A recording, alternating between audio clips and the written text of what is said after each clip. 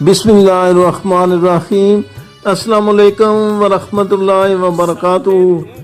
میرے بہت ہی پیارے بھائی اور عزیز محترم جناب خضر ایاد صاحب، آپ کی ریٹائرمنٹ کے اس پروقار موقع پر میں اور میری ساری فیملی آپ کو دل کی گہرائیوں سے مبارکباد پیش کرتے ہیں۔ بطور ایک شفیق استاد آپ نے صرف کتابیں نہیں پڑھائیں بلکہ اپنی حکمت، دانش اور لگن سے بے شمار ذہنوں اور بے شمار زندگیوں کو سنوارا ہے، اور یہ ایک بہت بڑی اچیومنٹ ہے۔